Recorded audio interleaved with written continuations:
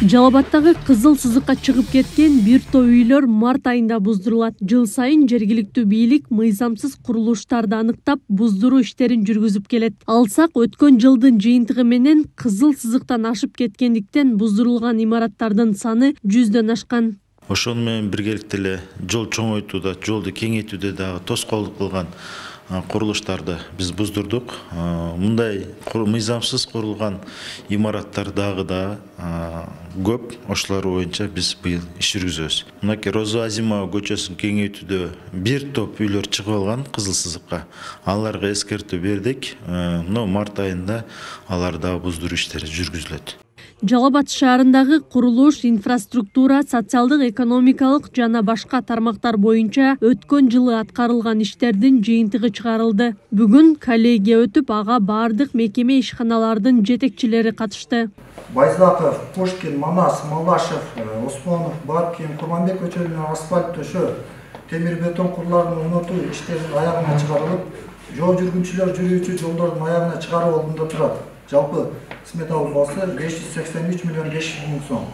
Жалал Абад санаториясына чейин Мырзакул Болуш көчөсүндө 3,6 километр узундуктагы жол жүргүнчүлөр жол курулуп, аягына чыгаруу алдында турат.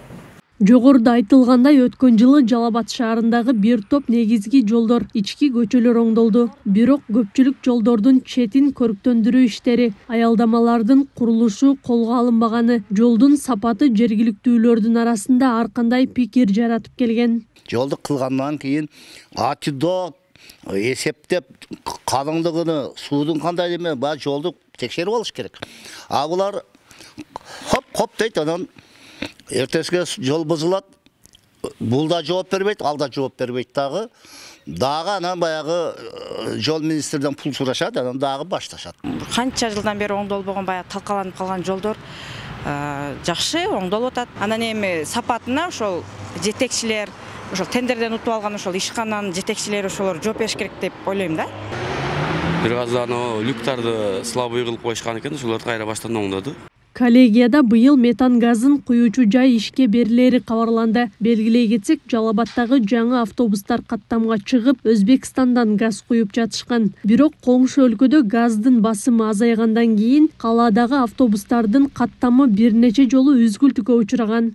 Метан заправкасы бүгүнкү күндө курулуп бүттү.